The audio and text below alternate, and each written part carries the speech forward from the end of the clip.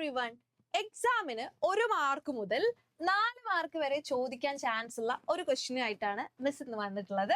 അപ്പൊ ആദ്യം തന്നെ നമുക്ക് ആ ഒരു ക്വസ്റ്റ്യൻ നോക്കാം അല്ലെ.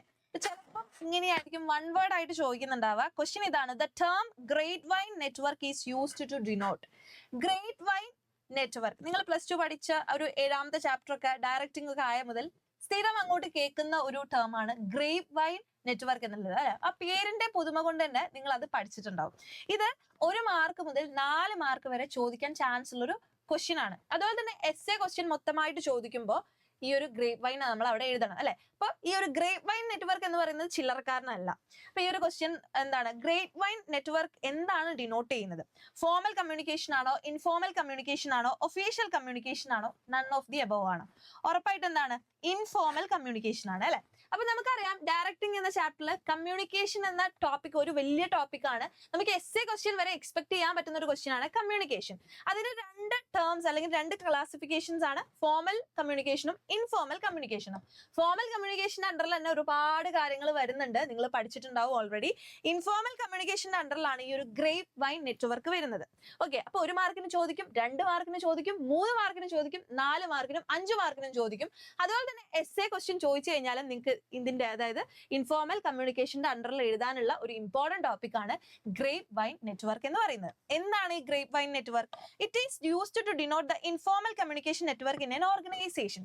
ഒരു ഓർഗനൈസേഷനിൽ ഉണ്ടാകുന്ന ഒരു ഇൻഫോർമൽ കമ്മ്യൂണിക്കേഷൻ ആണ് ഗ്രേപ്പ് വൈൻ നെറ്റ്വർക്ക് എന്ന് പറയുന്നത്. Okay, unofficial channel of communication ആണ്.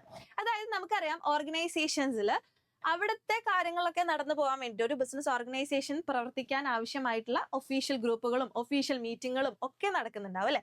പക്ഷെ അതുപോലെ തന്നെ അൺഒഫീഷ്യൽ ചാനൽ ഓഫ് കമ്മ്യൂണിക്കേഷനും ഉണ്ടാവാറുണ്ട്. നമ്മൾ ലഞ്ച് ബ്രേക്കിന്റെ ഇടയിൽ നമ്മുടെ ഫ്രണ്ട്സ് ഒക്കെ ആയിട്ട് സംസാരിക്കുന്നത്, റൂമേഴ്സ് ഇങ്ങനെ ഷെയർ ചെയ്യുന്നത് അല്ലെ. അതുപോലെ തന്നെ നമ്മൾ ഒരു ജോലിയിൽ ഉണ്ടാകുന്ന സ്ട്രെസ്സും കാര്യങ്ങളൊക്കെ എന്താണ് കമ്മ്യൂണിക്കേറ്റ് ചെയ്യുന്നുണ്ടാവുക ഇതുപോലെ ഒരു നെറ്റ്വർക്കിലൂടെ ആയിരിക്കും. അപ്പൊ ഈ ഒരു നെറ്റ്വർക്കിന് നമ്മൾ വിചാരിച്ചു പേരൊന്നും ഉണ്ടാവും നമ്മൾ വിചാരിക്കുന്നുണ്ടാവില്ല. പക്ഷെ നമ്മൾ ലഞ്ച് ബ്രേക്കിനൊക്കെ ഇങ്ങനെ സംസാരിച്ചിരിക്കുന്നതിന് എന്താ പറയുന്നത്, ഗ്രേപ്പ് വൈൻ നെറ്റ്വർക്ക് എന്നാണ് പറയുന്നത്.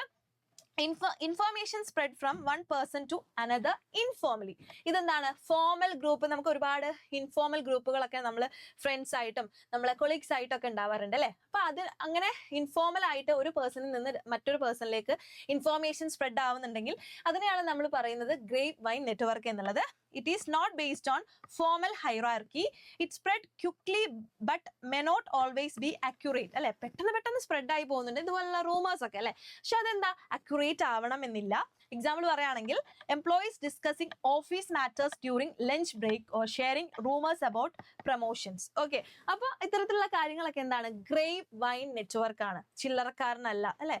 നമ്മളെ സ്കൂളിൽ നിങ്ങൾക്ക് ഒരുപാട് എന്തുണ്ടാവും, ഇതുപോലുള്ള ഗ്രൂപ്പുകളും കാര്യങ്ങളും ഉണ്ടാവും അല്ലെ. ഇപ്പൊ സ്കൂളിനെ മാറ്റി നിർത്തി ഒരു ഓർഗനൈസേഷനിലേക്ക് വരുന്ന സമയത്ത് അവിടെ കമ്മ്യൂണിക്കേഷൻ ഫോർമൽ ആയിട്ട് നടക്കുന്നുണ്ട്, ഇൻഫോർമൽ ആയിട്ട് നടക്കുന്നുണ്ട്. അപ്പൊ ഇൻഫോർമൽ ആയിട്ട് നടക്കുന്ന ഈ ഒരു കമ്മ്യൂണിക്കേഷൻ നമുക്ക് ഗ്രേപ്പ് വൈൻ നെറ്റ്വർക്ക് എന്ന് പറയാനായിട്ട് സാധിക്കും. എക്സാമിന് സ്ഥിരമായിട്ട് ചോദിക്കുന്ന ഒരു പോർഷൻ ആണ്, പഠിച്ചിട്ട് പോവാം. ഓക്കെ.